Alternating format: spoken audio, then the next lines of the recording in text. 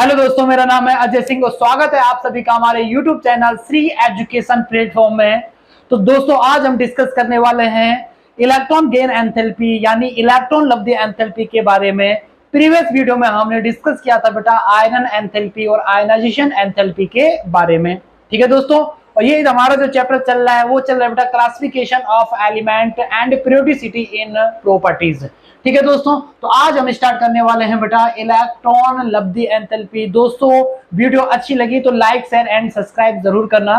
तो सबसे पहले आज हम डिस्कस करने वाले हैं बेटा इलेक्ट्रॉन गेन एंथैल्पी। देखो, पहले हमने पढ़ा था आयनाइजेशन एंथैल्पी यानी आयनन एंथैल्पी। आयनाइजेशन एंथैल्पी क्या होती है सर? एक इलेक्ट्रॉन को निकालने के लिए जितनी एनर्जी की नीड्स होती है, जितनी एनर्जी चाहिए होती है या एंथैल्पी चाहिए होती है, उस एंथैल्पी को हम क्या कहते हैं? आयनाइजेशन एंथैल्पी कहते हैं। ठीक है दोस्तों, और उसके बाद आज हम डिस्कस करेंगे किसके बारे में? Electron gain enthalpy. तो एक इलेक्ट्रॉन निकालने के लिए जो इलेक्ट्रॉन चाहिए, एनर्जी चाहिए, एंथैल्पी चाहिए, उसे हमने क्या कहा था? आयनन एंथैल्पी। और एक इलेक्ट्रॉन जोड़ने के लिए यानी जब एक इलेक्ट्रॉन किसी एलिमेंट या तत्व पर जुड़ता है या परमाणु पर जुड़ता है, तो उस इलेक्ट्रॉन के जुड़ने के कारण वहां पे कुछ एनर्जी या एंथैल्पी क्या होती है? रिलीज होती है, निकलती है। उसी को हम क्या कहते हैं बेटा? इलेक्ट्रॉन लब्धि एंथैल्पी कहते हैं। ठीक है दोस्तों, तो इलेक्ट्रॉन लब्धि एंथैल्पी के बारे में थोड़ा जान लेते हैं। जब किसी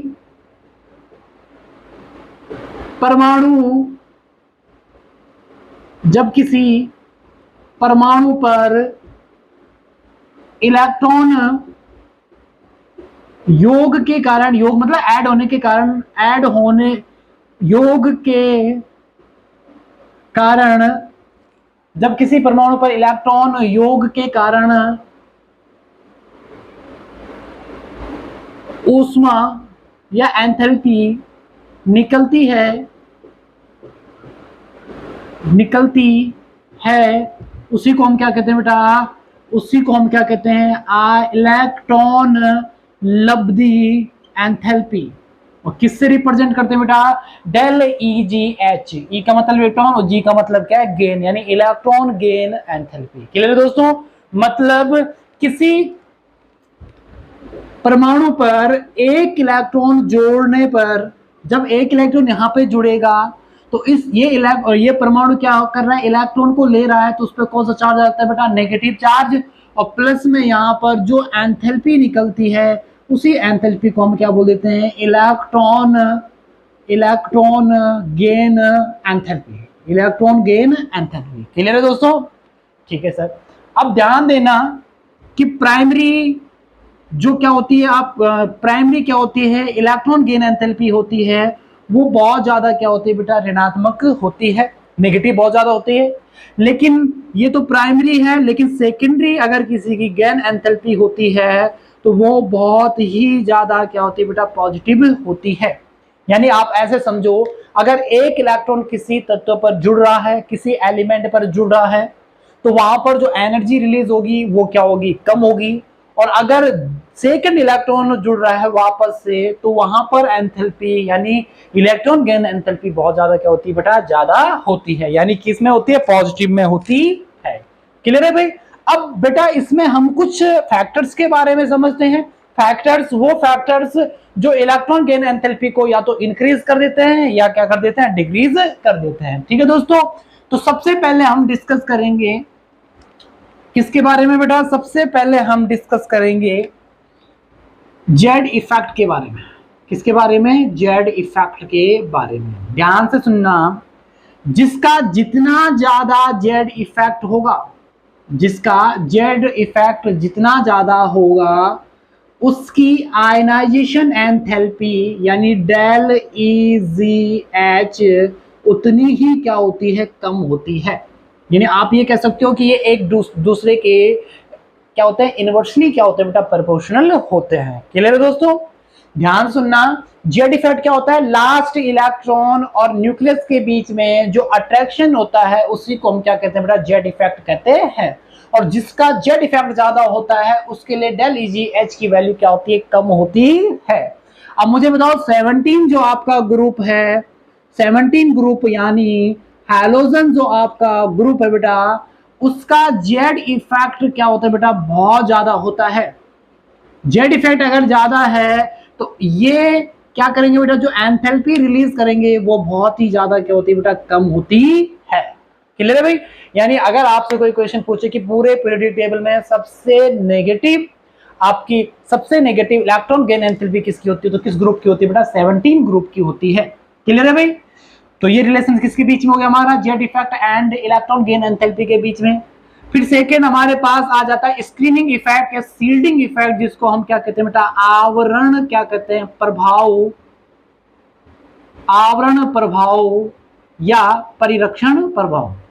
ठीक है, परिरक्षण प्रभाव क्या होता है सर, न्यूक्लियस और इलेक्ट्रॉन के बीच में तो अट्रैक्शन होता है, लेकिन इलेक्ट्रॉन और इलेक्ट्रॉन के बीच में क्या होता है, प्रतिकर्षण होता है। उसी प्रतिकर्षण को हम क्या कहते हैं, आवरण प्रभाव या परिरक्षण प्रभाव, screening effect and shielding effect कहते हैं। अब जो आपका मतलब जो किसी तत्व का क्या रहता है, आवरण प्रभाव रहता है, जो क्या रहता है, आवरण जो क्या रहता है, प्रभाव रहता है, वो डायरेक्टली प्रोपोर्शनल होता है बेटा किसके, डेल EZH के। डायरेक्टली क्या होता है, प्रोपोर्शनल होता है। ध्यान से सुनना, आवरण प्रभाव का मतलब है इलेक्ट्रॉन और इलेक्ट्रॉन के बीच में क्या हो रहा है, प्रतिकर्षण हो रहा है। अब इलेक्ट्रॉन इलेक्ट्रॉन के बीच में जब प्रतिकर्षण हो रहा है तो क्या इलेक्ट्रॉन आसानी से जुड़ेगा, नहीं जुड़ेगा। और अगर आसानी से नहीं जुड़ेगा तो वहां से एंथैल्पी क्या नहीं होगी बेटा, रिलीज नहीं होगी। जब एंथैल्पी रिलीज नहीं होगी तो आवरण प्रभाव अगर किसी का क्या है बेटा, ज्यादा है, आवरण प्रभाव अगर किसी का ज्यादा है, यानी इलेक्ट्रॉन और इलेक्ट्रॉन के बीच में क्या है बेटा, प्रतिकर्षण है, क्या है बेटा, प्रतिकर्षण है, तो यहां पर आज जो हीट क्या होगी बेटा, या जो एंथैल्पी रिलीज होगी वो एंथैल्पी बहुत ज्यादा क्या होती है बेटा, रिलीज होती है। क्लियर है भाई? एग्जांपल समझते हैं। मुझे बताओ सबसे ज्यादा आवरण प्रभाव अगर देखा जाता है तो फर्स्ट ग्रुप में देखा जाता है। फर्स्ट ग्रुप का जो क्या होता है बेटा, सील्डिंग इफेक्ट होता है, यानी आवरण प्रभाव जो होता है वो बहुत ज्यादा होता है। अगर इनका आवरण प्रभाव क्या होता है बेटा, बहुत ज्यादा होता है, तो कहीं ना कहीं अगर आप बोलोगे डेल EZH भी इनके लिए क्या होता है बेटा, बहुत ज्यादा होता है, क्योंकि आवरण प्रभाव और आपका इलेक्ट्रॉन लब्ध एंथैल्पी एक दूसरे के क्या होते हैं, समानुपाती होते हैं। अगर आवरण प्रभाव बढ़ रहा है तो कहीं ना कहीं आपका क्या बढ़ रहा होगा, उसका इलेक्ट्रॉन लब्ध एंथैल्पी भी क्या हो रहा होगा बेटा, बढ़ रहा होगा। क्लियर है दोस्तों? ठीक है, फिर अगली बात करते हैं। थर्ड इफेक्ट जो हमने वहां पर भी पढ़ा था, किस वाले में पढ़ा था बेटा, किस वाले में, इलेक्ट्रॉन या आयन एंथैल्पी में भी पढ़ा था, वो है बेटा अर्धपूरित, अर्धपूरित या पूर्ण पूरित, पूर्ण पूरित स्थायित्व, पूर्ण पूरित स्थायित्व। अब अर्धपूरित और पूर्ण पूरित का मतलब अर्धपूरित और पूर्ण पूरित का मतलब क्या है बेटा, यहाँ पे ध्यान से देखना। अगर कोई अर्धपूरित है और पूर्ण पूरित है यानी वो स्टेबल है, और जब कोई स्टेबल है तो उससे इलेक्ट्रॉन जोड़ने के लिए हमें ज्यादा एंथैल्पी की रिक्वायरमेंट होगी, यानी आसानी से इलेक्ट्रॉन उसके साथ क्या नहीं होगा, जुड़ेगा नहीं, और आसानी से नहीं जुड़ेगा तो वहां पर आपके क्या कह सकते हो, आपकी जो इलेक्ट्रॉन लब्ध एंथैल्पी है वो बहुत ज्यादा क्या हो जाती है, रिलीज हो जाती है। ठीक है दोस्तों, तो इसी के साथ हमारा क्या कंप्लीट हो जाता है, आयनाइजेशन एंथैल्पी क्या हो जाती है, कंप्लीट हो जाती है। साथ ही साथ हमारा सेकंड जो हमारी आज इंपॉर्टेंट था वो क्या है बेटा, इलेक्ट्रॉन लब्ध एंथैल्पी भी क्या हो जाती है, कंप्लीट हो जाती है। अब हम डिस्कस करेंगे बेटा इलेक्ट्रॉन लब्ध एंथैल्पी के बाद इलेक्ट्रॉन लब्ध एंथैल्पी।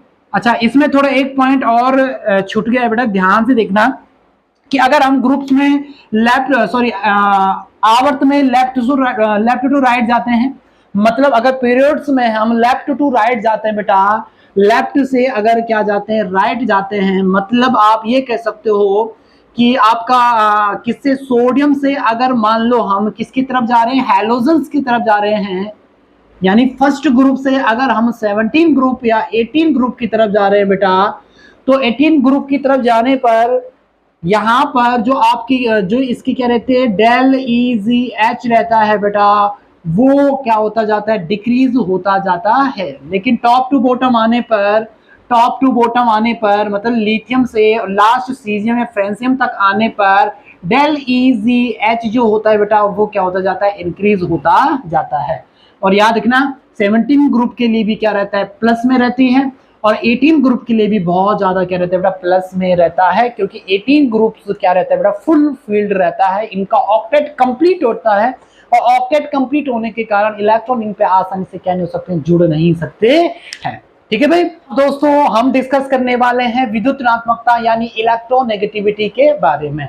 देखो क्या होती है इलेक्ट्रोनेगेटिविटी। मान लो दो परमाणुओं के मध्य में एक बॉन्ड है, और उस बॉन्ड को कोई एक परमाणु या कोई एक एटम अपनी तरफ क्या कर रहा है बेटा, अट्रैक्ट कर रहा है, यानी किसी बॉन्ड को या किसी इलेक्ट्रॉन्स को अपनी ओर अट्रैक्ट यानी आकर्षित करने की जो क्षमता या एबिलिटी जो है, ये पावर जो है, उसी को उसकी क्या कहते हैं बेटा, विद्युत ऋणात्मकता कहते हैं। ठीक है भाई, जैसे लिखा है सहसंयोजी बंध के इलेक्ट्रॉन को अपनी तरफ आकर्षित करने की क्षमता को क्या कहते हैं बेटा, विद्युत ऋणात्मकता कहते हैं। ठीक है, जैसे किसके बीच में बॉन्ड था, HCl के बीच में कौन सा बॉन्ड था, सहसंयोजी बॉन्ड था, और इस सहसंयोजी बॉन्ड को यानी दोनों इलेक्ट्रॉनों को क्लोरीन अपनी तरफ क्या कर रहा है, आकर्षित कर रहा है। तो इलेक्ट्रॉन को आकर्षित करने की जो पावर है, जो क्षमता है, उसी को हम क्या कहते हैं बेटा, विद्युत ऋणात्मकता कहते हैं। ठीक है दोस्तों, तो सबसे पहले बात करते हैं कि कारक कौन कौन से ऐसे फैक्टर हैं जिनका प्रभाव किस पे पड़ता है बेटा,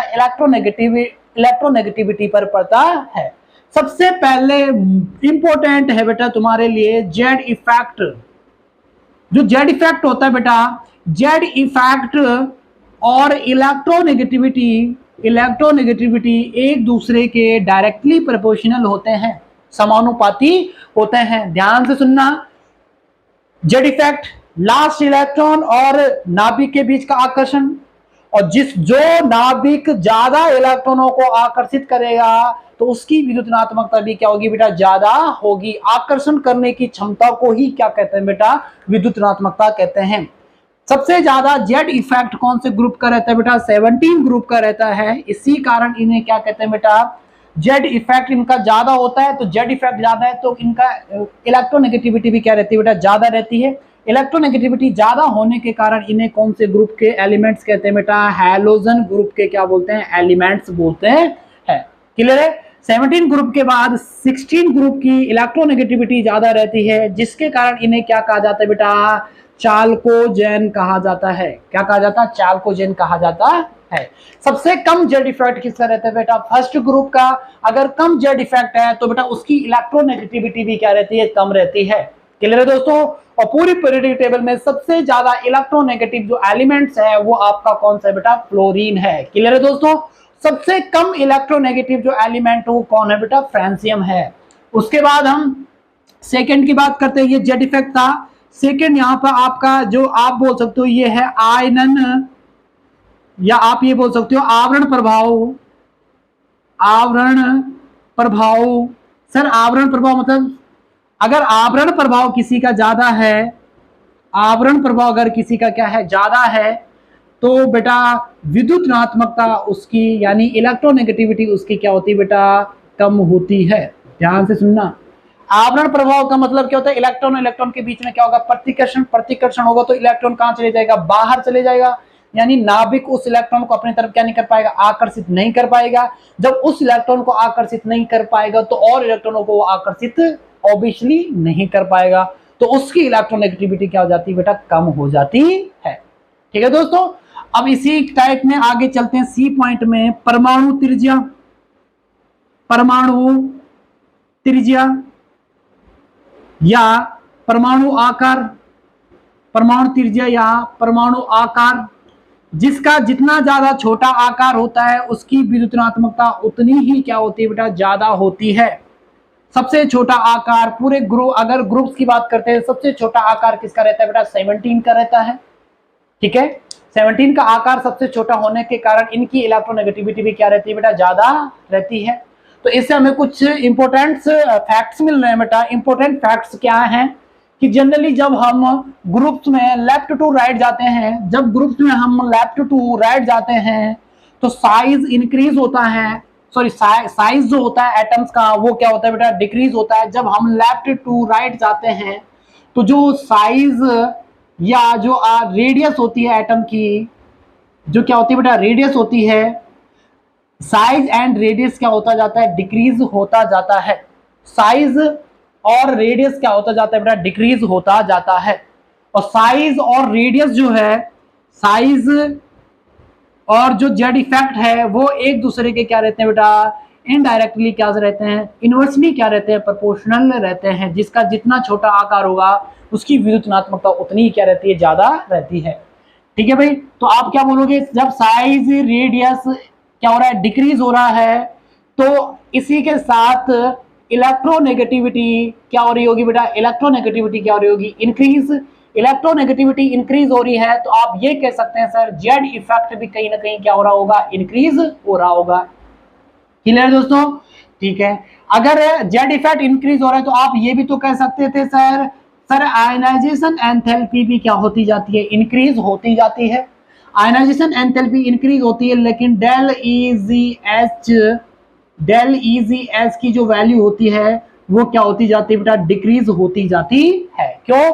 क्योंकि जो आपका डेल H और क्या रहता है बेटा, डेल EZH यानी ionization enthalpy and electron gain enthalpy एक दूसरे के क्या रहते हैं बेटा, इनवर्सली क्या रहते हैं, प्रोपोर्शनल होते हैं। इसी के साथ आप ये भी कह सकते हो कि जो मेटेलिक कैरेक्टर होता है बेटा, मेटेलिक जो का क्या होता है कैरेक्टर होता है, वो लेफ्ट टू राइट जाने पर क्या होता है बेटा, डिक्रीज होता है। तो टॉप टू बॉटम इन सब का जस्ट क्या हो जाएगा बेटा, उल्टा हो जाएगा। सब का क्या हो जाता है बेटा, उल्टा हो जाता है, इन्वर्सल हो जाता है। क्लियर दोस्तों? तो जनरली एक और पॉइंट याद रखना कि Mulliken and polling, Mulliken and दूसरे कौन से थे बेटा, पॉलिंग, इन दोनों ने बेटा अपना एक मेजरमेंट दिया था इलेक्ट्रोनेगेटिविटी के केस में। इलेक्ट्रोनेगेटिविटी की कोई भी क्या नहीं होती बेटा, यूनिट्स नहीं होती है। क्लियर भाई, कोई भी क्या नहीं होती, यूनिट्स नहीं होती है। और इलेक्ट्रोनेगेटिविटी को हम कैलकुलेट भी नहीं कर सकते हैं, ठीक है। लेकिन इसके जैसे आपका पीएच स्केल होता है, इसी टाइप से मुलिकन एंड पॉलिंग ने अपना एक क्या दिया था बेटा, स्केल दिया था।